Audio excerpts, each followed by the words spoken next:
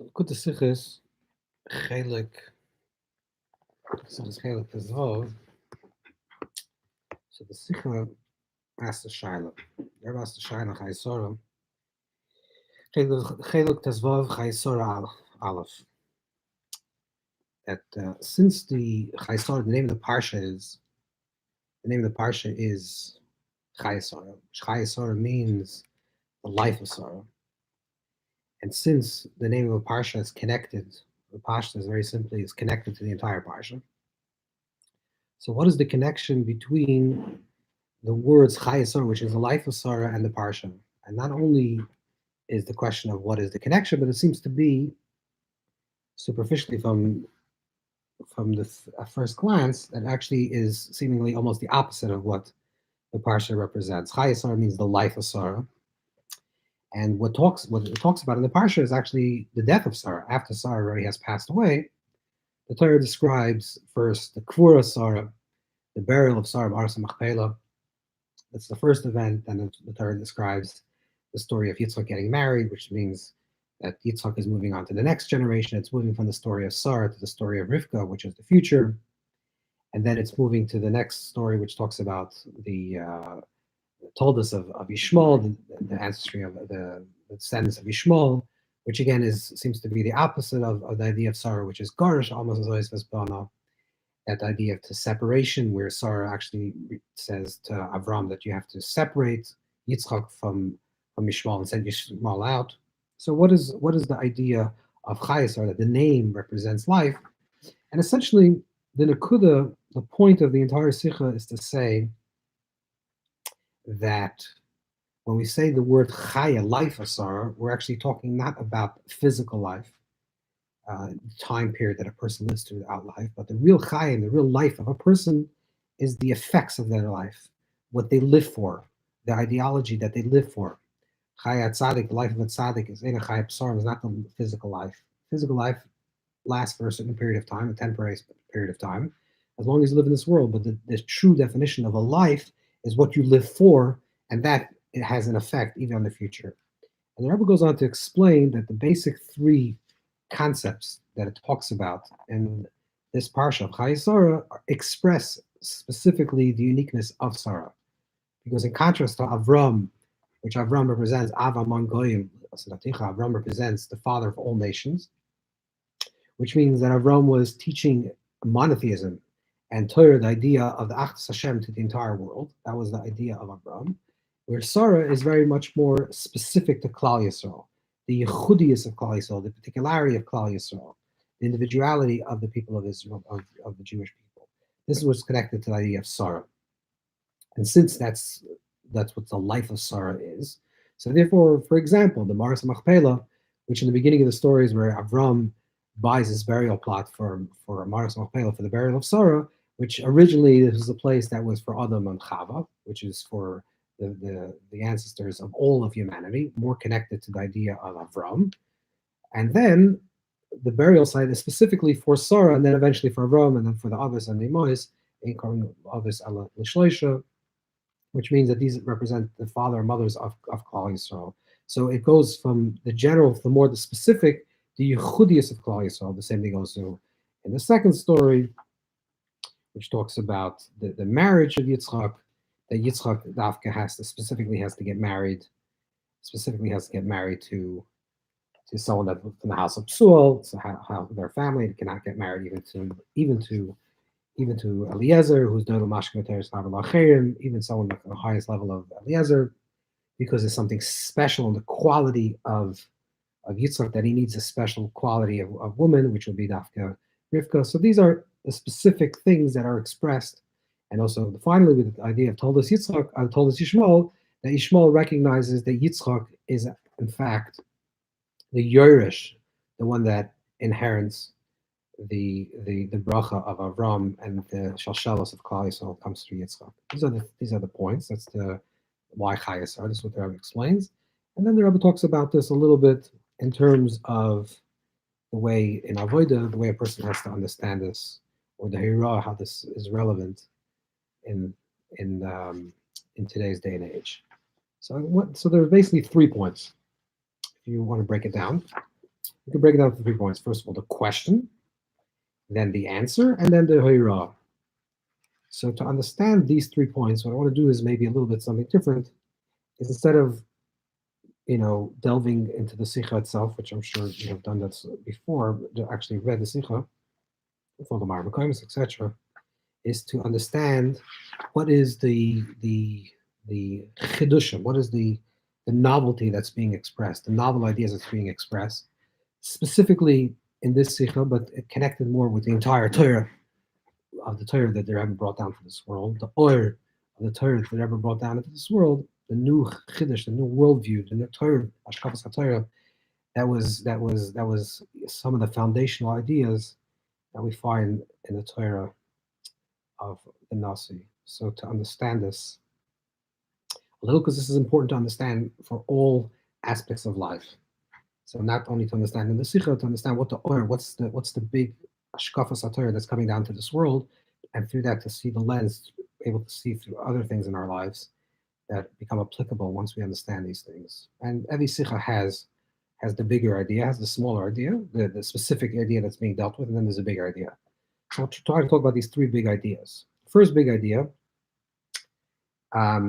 is the idea that the name of the parsha, even though it's a very specific thing, but it represents a much larger idea. But the name of the parsha is connected to the entire parsha. So this concept, first of all, that the name of the parsha is connected to a parsha, is already itself a chiddush, because the names of the parshias, the Rabbi talks about this more. Look at the Chelek, that the name of the parsha is not so clear in the language of those as in Shas. It's not clear that these names are actually mentioned by Chazal, because the Gemara, in a few places, but specifically the Gemara at the end of Megillah, where it talks about the different parshias, the different portions that we're supposed to read in the Torah, whether it's on Yom Tov or before Rosh Hashanah, or before Shavuos. So the Gemara talks about different parshias, and the Gemara doesn't name them the way we're named. So there are specifically sometimes the Gemara does mention a name, but that seems to be more reference to the beginning of the parsha. But it's called that name. And there's no clear indication in Chazal that in the sages from the times of the Gemara, in Chazal, in Shas, that they were actually named. When does names happen? Because in general, there were different, actually minhagim, there were different customs of how the Torah was read. So we know that Moshe Rabbeinu was Masaka, that we should read the Torah every 3 days, and they would read it. The Torah was being read on Monday, Thursday, and Shabbos. But what exactly of the Torah that was being read? How was it read? So there was a custom of Bnei Bavel and Bnei Eretz Yisrael. There were different customs. One custom was to read the Torah, the entire Torah, every 3 years. It was a cycle of 3 years, and throughout the cycle of 3 years, the Torah was read, or a 2.5-year cycle, or a cycle of 1 year. The cycle of 1 year, which becomes the prominent cycle. So even in times of the Rambam mentions these different cycles, which means that even in times around there were possibly other people still were doing it differently. But about that time, let's say about 1,000 years ago, a little less maybe, it became the prevalent custom to read the entire Torah in one cycle. That's why the custom of Simchas Torah, the completion of the Torah, arises in the times of the Goyim. The earliest mention of that is in the time of the Goyim, not in the time of the Shas, because that was not the custom then. So when the Torah was being read as one cycle, the Torah was divided into these type of parshias, these types of portions, and then they were starting to be named. So it's about 1,000 years. So once we have already a name of the parsha, we say this name of parsha. Let's say, for example, Chaye Sara. This week's parsha is called Chaye Sara. So we say it's called Chaye Sara, and therefore it's called the life of Sara. Therefore, everything in the parsha has to be connected to this idea of the life of Sara. Where does this come from? Where does this understanding come from? So the simple understanding comes from the idea, which already the Rambam writes, and this is brought down in the Aros over there. The Rambam beginning Hilchos Taanis. The Rambam beginning Hilchos Taanis writes in Perek Aleph that a person should not say that something that happens in this world is mikronikros. Mikronikros means it's happenstance. Why does this happen this way? Why are these, let's say, things occurring at this period of time? Mikronikros. It just happened. It's a coincidence. It's happenstance. The Rambam writes that if someone says mikronikros, someone that says this is just a happenstance, then then this person is a hariz achzari. This is a chazarius. This is a cruel aspect. And the idea of the cruelty of that is achzari comes from the word achzar. Achzari, cruel in Hebrew, comes from the word achzar. It means I'm foreign. I'm foreign to it, which means a person lives in a detached state from the world, and a person sees things as happenstance. So it's things that are just occurring to them, not part of them, not part of their story. When a person sees that, that's a derech. That's called, that person is called an achzari, and a person should not say that. But everything in a person's life, a person should always understand that there's some deeper intention that it's occurring for. It shouldn't be, a person shouldn't be indifferent to that. So that's on the Yisod. That's one Yisod. That's one foundation. The idea of that since Chaye Sara is called Chaye Sara, and it's not a Mikra Nikris, and that's not just happens to be called Chaye Sara because that's the first Himei Chaye Sara. That's the Himei Chaye Sara. This is the life of Sara. This happens to be the first words of the parsha. But because the whole parsha is called Chaye Sara, and it's called by the name that means the life of Sara, therefore we have to understand how everything in the parsha is connected to the life of Sara. Now, on a deeper level, why is this name relevant? How does this name become the name of this entire parsha? Besides that it's not a mikra nikris. So over there, the language in the Sichas Chelek, the Rabbi writes, is that that's because that something that hunderte Jahren Vater was werden angefangen mit dem Geil und Mori so, and it's a Chavade Zeir Namen Apitera. Two points that the Rabbi brings out. Number one is that this is a name that Klal Yisrael has been calling for many, many years. Not only just regular people of Klal Yisrael, but even the Gedol Yisrael. Everyone was calling this parsha that was calling it by the name of Chaye Sara. The other thing is that it becomes part of Torah. How does it become part of Torah? Because since the halacha is, and this is the way it's passed in Shulchan Aruch, this is the way the law is in Shulchan Aruch, it's a law in Choshen Mishpat, it's a halacha in Choshen Mishpat, it's a halacha in Even Ezra, that when a person has a name, and they're muhsik, they're established this name for 30 days, this name becomes their name. This becomes their name. This becomes halachically, this becomes their name. This is the Choshen Mishpat, Simon Tes, the Rambam brings down Even Ezra, Simon Kuf, which is relevant to shtaras, to the laws of contracts, and to the laws of how you write a get, how you write a ksuva, to make sure the name. So once a person is using a name and is established that this person's name is for 30 days, that becomes halachically, according to the Torah's view, that becomes his name. That becomes the name that we have to refer him to, which means that not only is it a mikra nikris, it's not a mikra nikris. Not only is it not happenstance, the Chaye Sara is called Chaye Sara. Therefore, everything in Chaye Sara, the parsha of Chaye Sara, has to be connected to the life of Sara. But it's something deeper. That Chaye Sara is called Chaye Sara because Klal Yisrael calls it Chaye Sara, and because once Klal Yisrael calls it Chaye Sara for hundreds of years, it becomes part of the Torah's way. Al pi Torah, it becomes the way this parsha has been called. And there's a deep oimik to that. It's not just a mikra nikris, but it's through Klal Yisrael and through the idea of through Klal Yisrael calling it that name, it actually becomes part of Torah. More than the idea of mikra nikris. And this specific point is going to be connected to the second point that's brought down in the Smicha, the point about the difference between Avraham and Sarah, and the difference between Umas Olam and Klal Yisrael. That in the world, there is just two ways how to think about things. One is that there's a means, and one is that there is an end. There's a means for something.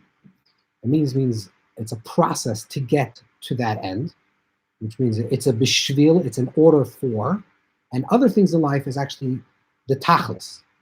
That the tachlis is the end in itself. So there could be a means towards something to get to that end, and there are things in this world that are the thing in itself. So when the Torah starts Bereshis, B'shvil Yisrael, B'shvil HaTorah, Shnikar Bereshis, that the Torah starts, it says Bereshis in the beginning, which we know doesn't mean in the beginning, because that suggests already that there is a beginning before the creation, but it means for the purpose of the beginning. Rashi says B'shvil Yisrael, B'shvil HaTorah, that's before the Torah and for Klal Yisrael. It means that the rashis of creation, the rashis and the achris, the tachlis of creation, the shvil Yisrael, is that everything in creation is there as a means to get to an end. And what's the end in itself? What's the tachlis in itself? What's the Dovber atzmi? What is the essence of the thing itself? That's the Torah and Klal Yisrael. So this is the way something is transformed from being just a means towards an end to become, through that Klal Yisrael calls the Torah, calls this parsha Chaye for so many years, and that's why it becomes part of the Torah. Once Klal Yisrael calls it and it becomes part of the Torah, it's no longer a means towards an end, but it becomes an end in itself. Let's understand this a little bit deeper. There is the opinion of the Rishonim, especially in the Rambam and the Moira, which is the idea that there's hashgacha klalius. That means that there's a general form of hashgacha. There's a general form of providence. And there is also the form of hashgacha pratius, which means a specific form of providence.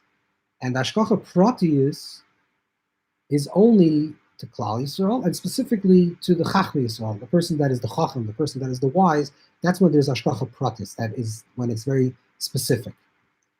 So not only just general. General would mean that it's only a means to get to an end. Let's say, for example, I say that a person walks to a store to buy food to eat. So walking to the store to buy food is only a means so you can have the food to eat, to be healthy. So I guess the going and the buy province. When I say hashgacha klalis means that the general providence is that I should have food to eat, and how I get to the store and how do I get to the place that I need to get the food and how I eat the food is not relevant. There's no have food to eat, and how I get to the store and how do I get to the place that I need to get the food and how I eat the food is not relevant. There's no hashgacha in there. That's just the means to get to the end. The only hashgacha is in the end. There's the general story has to unfold. The specifics of the story is not really relevant. That's the difference between hashgacha pratius, specific attention, which means the walking to the store actually itself is the end, or the walking to the store is just the means to get to the end. And the hashgacha is that it should get to the final, to get to the end, which means that it should achieve that story. So how you get to the end of the story is not really relevant.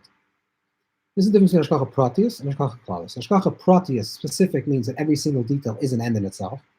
And hashgacha klalis is general providence, is that not every single specific issue is an end in itself. No, it's just the means to get to the end. And the hashgacha, the providence, is only in the end in itself. Comes along the Baal Shem. There was a great revealing of the Torah of Chassidus from the Baal Shem forward, and the Baal Shem revealed that there's hashgacha pratis b'chol prat v'prat. That there's actually hashgacha in every single detail.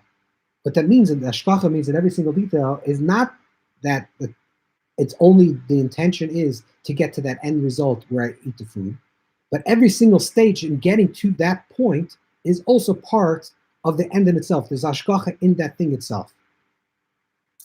And the way to somehow, on one level, to reconcile the Rambam with the Shita of Chassidus, one way to do this, and this is not Dovber, and others write this as well, is to say that the hashgacha pratius of Klal Yisrael, because it's the rashis, because it's the end, and the Klal Yisrael has the hashgacha pratius, therefore everything that's orbits on hashgacha pratius. But it's because of the rashis, because of hashgacha pratius. But it's because of the rashis, because of the prat, because of the detail, of the specific that has hashgacha pratis, that has particular divine providence. Therefore, everything around that person, and therefore in the entire world, which revolves around the Torah and Klal Yisrael, is connected to the hashgacha pratis. But where do you see the atzmius of hashgacha pratis then? Of course, you see the atzmius of the essence of the hashgacha pratis. The essence of hashgacha pratis is actually in the end, in the rashis and the tachlis, which is in Klal Yisrael and in the Torah. And, and, and this is what the Rebbe is adding, saying that when we say that Chaye Sara is the name of the Parsha that reflects everything that's going on in the Parsha, you could say, because one level you can say, really? So it's just the name happens to be the name. It's just the first letters of the Torah. And therefore, the first words of the Torah. Therefore, the entire Parsha is called this Parsha and just lumped together. But we don't say that because that would be nikkur. That would be just happenstance. So the first level is to say, no, it's not happenstance. And if everything in the Parsha is connected to the words, is together in this portion, and the portion is called the life of Sarah, therefore, everything in the portion has to be connected to the life of Sarah. Then we could say even deeper, this is what the Rebbe is saying, that the idea of, since this name of Chaye Sara is being called by Klal Yisrael, and therefore pi halacha, it becomes the name of Torah, it becomes the name of the Parsha, therefore it becomes a Dovber atzmi, it becomes an essence idea, and therefore every single detail of this Parsha is not a means to get to an end, but every single detail in the Parsha has to be expressing the atzmius, the essence of what the name Chaye Sara has to represent. Not in the larger picture, say that's the overall picture, this is what has to get to that point. But every single detail of the Parsha, because it's connected to the Hashgacha Pratius, connected specifically, where is the revealing of the Hashgacha Pratius? In Yisrael there, in the Torah and in Klal Yisrael, because it's revealing the Hashgacha Pratis in these two elements, and that is the name that Klal Yisrael gave to Chaye Sara, and that became part of the way the Torah calls this parsha. Therefore, every single detail of this parsha has to be specifically connected, and every single prat specifically connected to the words Chaye Sara, which means the life of Sarah. And this is the connected to the second point, that the first point is that the way we look at the Torah and your life as a Dovber, and see it as an atzmi, as a tachlis, to see it this way. What's the second point that's brought out in this sikha? The second point is that the difference between Sarah and Avram is that Avram was Av HaMoin Goyim. So Avram was the father of all nations. Like the Ram explores this in great detail, how Avram went around from people to people teaching absolute monotheism. So he's the leader of the generation. And Sarah is specifically connected to the Yechudius, to the Parat, to the end, to the Tachlis, to the ratios of specifically the Klal Yisrael. That's why there's a transformation of Marsa Machdelo, for example, in Parshas Chaye Sara, where instead of being the burial place of Adam and Chava, which Alpi Kabbalah is also connected to Klal Yisrael, but also connected to all neshamas, like the Medrash says in Shema Yisrael. They're connected to all neshamas, and therefore to all souls that eventually emerge, all people that eventually emerge. Now becomes very specific, and becomes specifically towards Ma'aras Avchel, becomes indigenous and specific to Sarah, and then to Avram, and then to Yitzchak, and to Rivka, etc. That's connected to the second point, which is the Yechudius, the specific element of Klal Yisrael. That the difference is also between Avram and Sarah is the difference between a father and a mother. That in the world of halacha, in the world of law, a father, a person's Yiddishkeit, a person's Jewishness comes from the mother, not from the father. So if a person has a Jewish mother, and so automatically this child is Jewish. Not like the Marit Al-Ghazi writes in Churis and other Mepharshim write, it's possibly that if you don't raise a child, then it's not. But the Pashtus, simply just by having a Jewish mother, the child becomes Jewish. With regards to a father, in halacha, it's a different aspect. With regards to which shevet does a person belong to, which tribe, so that you say it goes according to the father. A person is from shevet Reuven, they belong to shevet Reuven. A person is Yisrael, or a Kohen, or a Levi, a Levite, or a priest, etc. That has to do with the father. What's the difference? Why, with regards to certain issues, does it follow the father? With regard to certain issues, it follows the mother. So with regards to, so the answer is that everyone spoke about this idea and said like this, that the father represents sort of the status of the child. The mother represents the essence of the child, the atzmis of the child. So the status of the child is, are you a kohen? You're not a kohen. Let's say, for example, there's an idea of shrara, like a certain position that the father has. If the father has this position, and then the father passes away, let's say the father is a king, he's a malach, and then he passes away. So then the child, so long that he has the yira, even if he doesn't have the chachma, it's relevant also maybe with a rov. There's a lot of chuvas in the Ramah, whether you say this or even with the Rebbe, there's a Chaim, that the position of a child is determined by the position of the father. If the father had this position, that's a status quality. Besides things that are temporary, for example, Meshua Muhammad, the child doesn't inherit and become, because Meshua Muhammad has to do with war, and therefore war is a temporary thing. So if your father was the great warrior, you don't become the warrior automatically, the general, the head of Meshua Muhammad. In general, from the father, a child in general inherits the status. From the mother, the child inherits the essence, the essence of the quality of the person.